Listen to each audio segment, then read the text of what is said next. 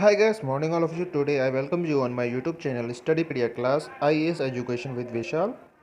So today we will discuss the Hindu newspaper analyze of 10th of May 2021. आज तारीख 10 मई 2021 और है Monday. तो आज का हम द हिंदू न्यूज़पेपर एनालाइज करेंगे एंड एडिटोरियल्स का एनालाइज करेंगे। तो जो हमारा फर्स्ट आर्टिकल रिलेटेड है वो असम से है, जिसमें कि हमारा असम के सीएम अपॉइंट किए गए हैं हेमंता, जिन्होंने चार्ज अटेम्प्ट किया है बीजेपी पार्टी से, जो कि 15th चीफ मिनिस्टर बने असम के, जैसा आप इमेज में देख पा रहे हैं। ये हमारे चीफ मिनिस्टर हैं, जो कि पूरा नाम उनका हेमंता बिस्वा शर्मा, जो कि नॉर्थ ईस्ट स्टेट असम के चीफ मिनिस्टर की शपथ ली है, जो कि 15th चीफ मिनिस्टर है। नेक्स्ट देखेंगे, दिल्ली में लॉकडाउन 17 मई तक एक्सटेंड कर दिया गया कोविड-19 क्राइसिस की वजह से। और दिल्ली मेट्रोस की जो सर्विसेज हैं वो भी 17 मई तक बंद रहेंगी, 10 मई तक। ये संडे को अनाउंस किया गया। केसेस जो कोविड-19 के हैं दिल्ली के अंदर वो कम होते जा रहे हैं, लेकिन उन्हें भी प्रिवेंट करने के लिए ये लॉकडाउन बढ़ा दिया गया, ताकि जो हमने रिकवरी कंप्लीट की है कोविड से, ताकि वो भी जो रिकवरी है वो ख़राब ना हो जाए, इसलिए ये लॉकडाउन बढ़ा दिया गया। और जो वैक्सीनेशन ड्राइव दिल्ली के अंदर चल रही है वो 18 से जो 44 ईयर्स तक के एज ग्रुप हैं उनके लिए भी वैक्सीनेट अभी चालू है कैपिटल में। नेक्स्ट देखेंगे, Gangwar unhappy with यूपीज covid response. तो इसमें जो हमारे union minister of state for labour and employment के जो मिनिस्टर हैं, लेबर एंड एम्प्लॉयमेंट की जो मिनिस्टर हैं हमारे संतोष कुमार गंगवार, जो कि बीजेपी के एमपी हैं, बरेली से एमपी हैं। उन्होंने कोविड-19 से related UP chief minister Yogi Adityanath को 8 मई को लेटर लिखा है, क्योंकि जो ऑफिसर्स हैं वो कॉल आंसर नहीं कर रहे हैं और पेशेंटों को उसकी वजह से कई मल्टीपल जो फैसिलिटीज़ हैं हॉस्पिटल्स की, उनमें विज़िट करना पड़ता है कई कारणों के कारण, जिसकी वजह से जो कोविड-19 की जो इंक्रीजमेंट हो रहा है और जिससे हम कंट्रोल नहीं कर पा रहे हैं कोरोना वायरस को, वो बढ़ रहा है। इसकी नाराज़गी की वजह से को उन्होंने लेटर लिखा है। नेक्स्ट देखेंगे, नेक्स्ट हमारा कोविड-19 से रिलेटेड है, जिसमें कि जो वायरोलॉजिस्ट हैं उनके बारे में बात की गई, और जो कोरोना वायरस की थर्ड वेव जो जिसकी कोई फिक्स डेट नहीं है फ्यूचर में आने की, उसके बारे में बात की गई है। तो इसमें बताया गया है कि अब जैसे इमेज देख पा रहे होंगे, तो इसमें एक पेशेंट है जो कोलैप्स कर गई है रिक्शा में गुरुद्वारा के बाहर। यहाँ पर फ्री ऑक्सीजन प्रोवाइड की जा रही थी गाज़ियाबाद के अंदर। और इसमें जो लिखा हुआ है उसमें ये बताया गया, अगर हम कोविड-19 के जो प्रोटोकॉल्स हैं उनके अगर हम मेजर्स को अगर हम काउंट करेंगे या फिर लेंगे, तो जो नेक्स्ट आने वाली कोरोना वायरस वेव है, थर्ड वेव, उससे रोका जा सकता है आने से। और जो वैक्सीन है कोरोना वायरस की, उसका कोई जो कि थर्ड वेव है जो आने वाली फ्यूचर में, उसका कोई क्लियर टाइम नहीं है कि थर्ड फेज कब आकर होगा, और अगर वो होगा भी तो उसके लिए हमें प्रिपेयर होना चाहिए नई कोविड अप्रोप्रिएट की जो बिहेवियर है और वैक्सीन का जो हमारा अपग्रेडेशन है उसे देखते हुए। और इसमें बताया है जो ये सईद जमील हैं जो वायरोलॉजिस्ट हैं और एडवाइज़र हैं इंडियन साइंटिस्ट SARS-CoV-2 में, जो कि जीनोम कंसोर्टियम के अंदर है। उन्होंने बताया है कि जो भी हो रहा है उसके लिए हमें एक्शन लेना पड़ेगा, तब तक उसे हम रोक नहीं सकते, क्योंकि जो थर्ड वेव आएगी उसे रोकने के लिए हमें उसे प्रिवेंट करने के लिए पहले ही मेजर्स कलेक्ट करने पड़ेंगे ताकि हम रोक सकें। नेक्स्ट हमारा China red cross side oxygen concentration and ventilator.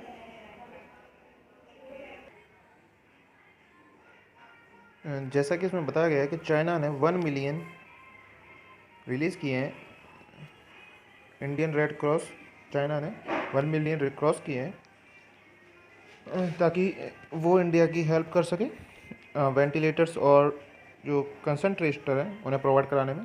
तो इसमें जो फर्स्ट बैच है ऑक्सीजन कंसनट्रेटर और वेंटिलेटर्स का, जो कि red cross society of China ने दिया है इंडिया में, जो कि अराइव्ड हुआ है संडे को, वो आया है।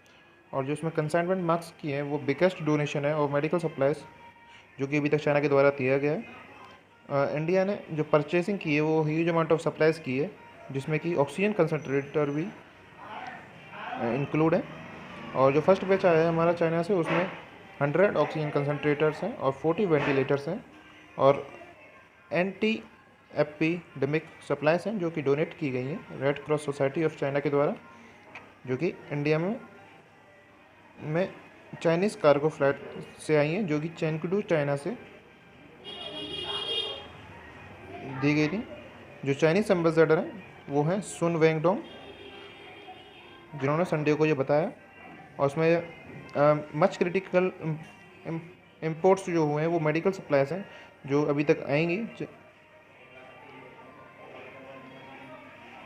जो कि इंडियन कंपनी ने अभी तक जो अपनी बताया है कि कितनी उन्होंने हेल्प मांगी है, उसमें 40,000 ऑक्सीजन कंसनट्रेशन मांगे हैं, जो कि इंडियन कंपनीज के द्वारा प्लेसमेंट की गई है।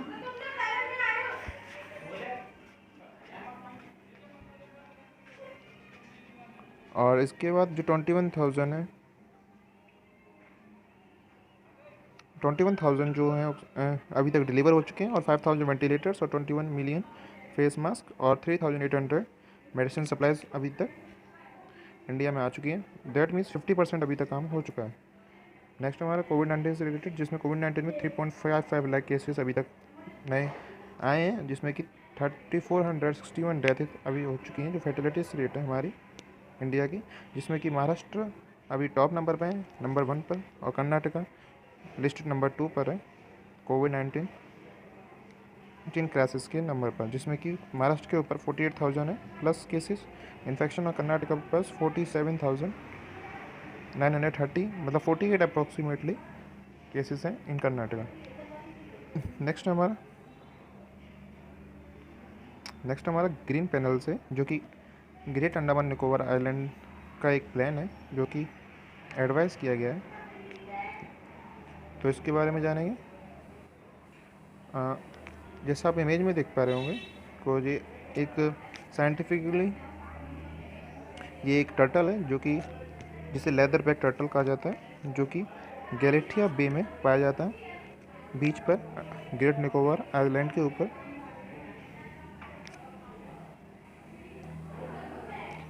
इसमें बताया है जो एनवायरनमेंट अप्रूवल कमेटी है इंफ्रास्ट्रक्चर के लिए, जो कि ministry of environment forest and climate change के अंदर आती है, उसने एक सीरियस कंसर्न बताया है नीति आयोग एम्बिशियस प्रोजेक्ट के लिए।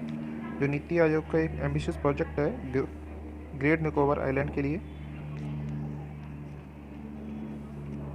तो इसमें ये बात की गई है।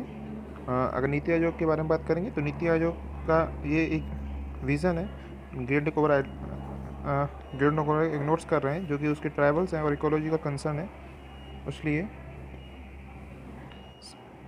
ये कमेटी स्टेबलाइज की गई है, ताकि the committee remove the first hurdle faced by the project.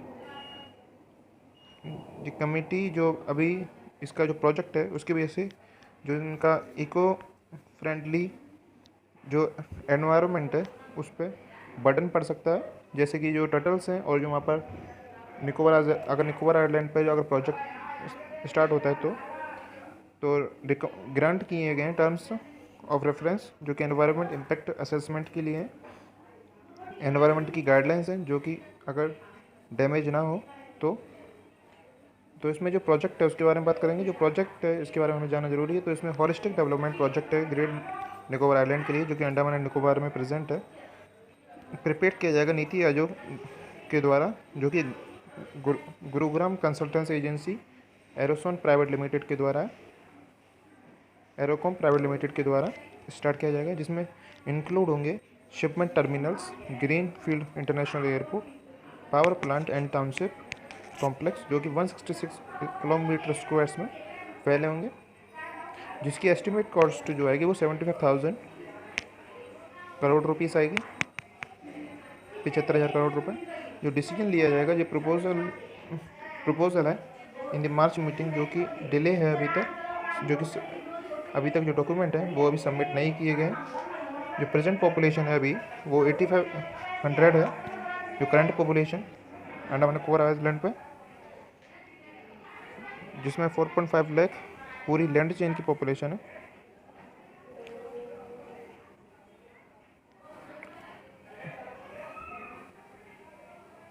तो इसके लिए फोकस किया जाएगा एनवायरनमेंट के द्वारा, ताकि जो इकोलॉजिकल इम्पैक्ट जो पड़ेगा इस आइलैंड पर वो एनालाइज कर सके। जो रिस्क के हैंडलिंग कैपेसिटीज़ हैं, seismic and tsunami hazard map है और डिजास्टर मैनेजमेंट प्लान है, जिसकी डिटेल्स जो लेबर कैंप्स जो होंगे उनके लिए रिक्वायरमेंट और असाइनमेंट कॉम्पिटिटिव लेवल पर इम्पैक्ट ना करें, ना हाइड्रोलॉजिकल स्टडीज़ पे। तो सिंपल सी बात इसमें यह है कि जो 75,000 का प्रोजेक्ट है, जो कि ग्रेट निकोबार आइलैंड पर इंडिया के द्वारा किया जाएगा, जिसमें कि हमें एनवायरनमेंट से रिलेटेड मेजर्स लेने पड़ेंगे, जो कि EIA स्टडीज़ के द्वारा हैं। नेक्स्ट देखेंगे।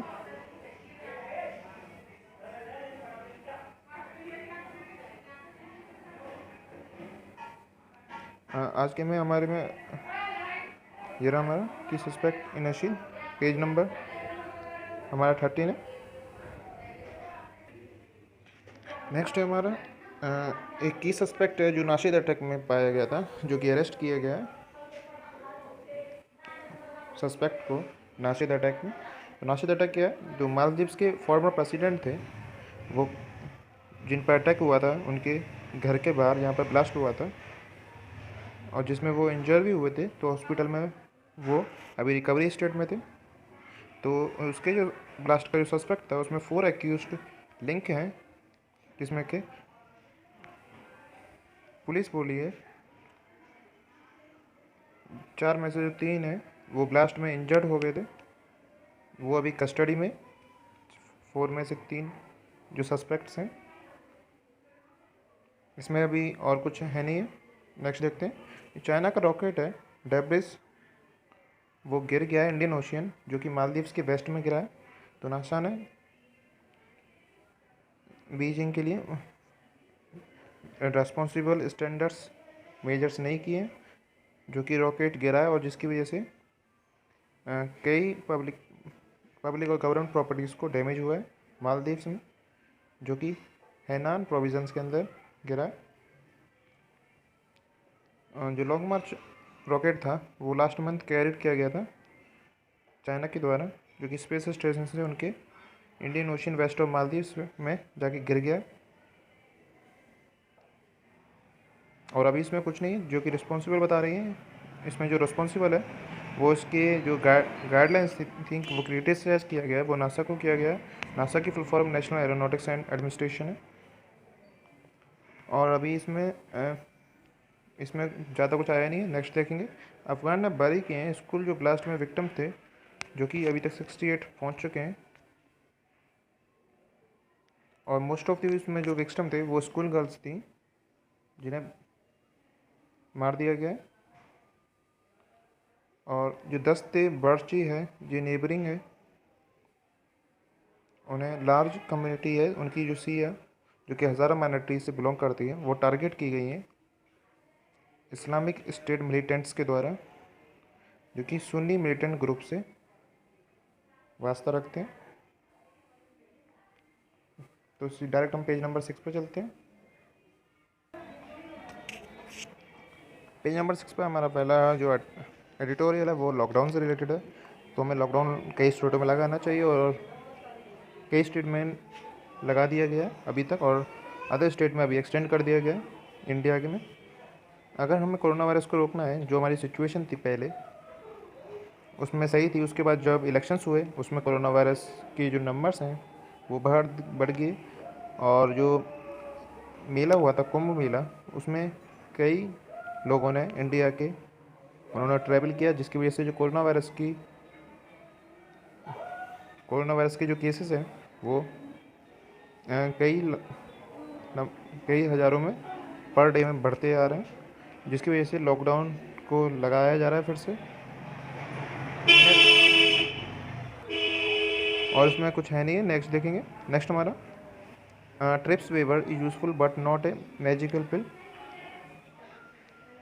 इसके बारे में जानेंगे। जो ट्रिप्स है ये इंटेलेक्चुअल प्रॉपर्टीज़ के रिलेटेड है, जैसे कि जो वैक्सीन बनाई गई है एक आदमी ने, और इसने इसका आईपी ले लिया, इंटेलेक्चुअल प्रॉपर्टी यानी कि पेटेंट ले लिया है।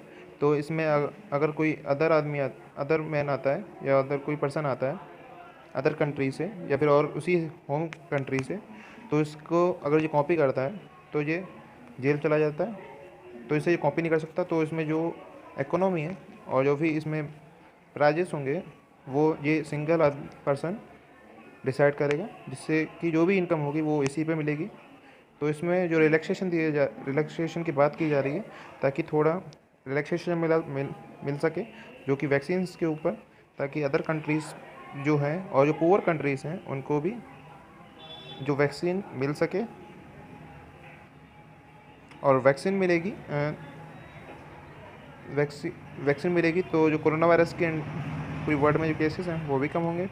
और ये इसमें इंडिया और साउथ अफ्रीका पर थोड़ा जो उसमें केसेस बढ़े जा रहे हैं, तो इसमें इंडिया और साउथ अफ्रीका को अगर ये केस में ये अगर मिलता है पेटेंट के लिए रिलैक्सेशन, तो इंडिया में जो अभी थर्ड वेव आने वाली है और जो सेकंड वेव चल रही है उनको कंट्रोल करने के लिए ये इंडिया में बहुत फ़ायदेमंद होगी। और अगर थर्ड स्टेट जो हमारी है, जो थर्ड वेव जो आने वाली है कोरोना वायरस की, उसको लिए हम पहले से ही मेजर्स ले सकते हैं।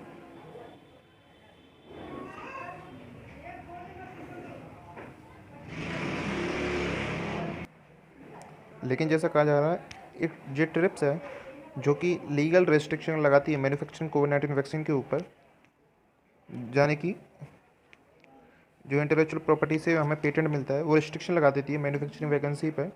तो वो एक प्रॉब्लम को सॉल्व करने वाली कोई एक्सेस नहीं है। जैसा कि हमें पता है वो क्यों नहीं है। जो मैन्युफैक्चरिंग कोविड-19 वैक्सीन हैं अगर मिलती हैं इंडिया को, तो उसके लिए जो हमें मटेरियल्स चाहिए वो भी हमें प्रोवाइड अभी उनकी भी ज़रूरत पड़ेगी। तो प्रोवाइड करने के लिए, उन्हें बनाने के लिए हमें कई सारा जो बजट है वो लेना पड़ेगा।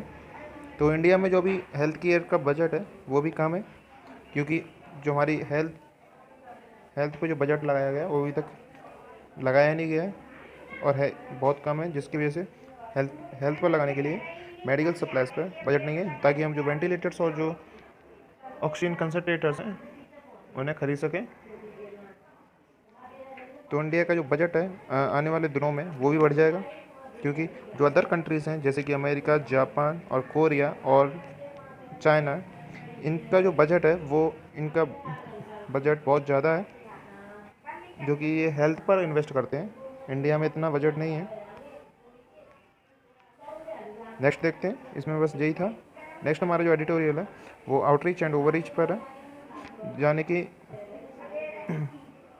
जो हेडलाइन दी रखी है आउटरीच एंड ओवररीच दे रखी है। फ्यूचर में जो कि अभी सुप्रीम कोर्ट जो नाराज़ था स्टेट और सेंट्रल गवर्नमेंट से ज़्यादातर, जो सुप्रीम कोर्ट ने 12 मेंबर नेशनल टास्क फोर्स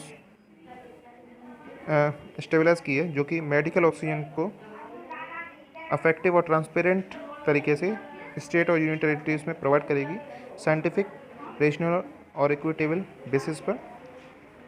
तो कोर्ट ने जैसा कि ये आर्टिकल हमने कल भी पढ़ा था, तो कोर्ट ने मैंडेट किया है कि रिव्यू और सजेस्ट करें इनके मेजर्स को, ताकि जो अवेलेबिलिटी है एसेंशियल ड्रग्स की और मेजर्स की वो फ्यूचर के लिए इमरजेंसी लेवल पर कोविड-19 पैंडेमिक को रोकने के लिए काम आ सके। तो ये टास्क फोर्स हमारी जो थर्ड वेव आएगी फ्यूचर में उसको रोकने के लिए भी बहुत एसेंशियल होगी, ताकि वो आने वाले क्राइसिस को, हेल्थ क्राइसिस को रोक सके। उससे पहले इनके लिए जो मेन मोटिव रहेगा वो सेकंड पैंडेमिक को ही रोकना होगा। इसमें तो दोस्तों आज का न्यूज़पेपर इतना ही। तो कल मिलेंगे, जब तक के लिए जय हिंद, वंदे मातरम। तो चैनल को सब्सक्राइब कीजिए, लाइक कीजिए, और कोई भी अगर आपको न्यूज़ में कोई भी दिक्कत होती है तो कमेंट बॉक्स में कमेंट करके बताइए, ताकि आपको भी जो न्यूज़ है वो याद हो सके।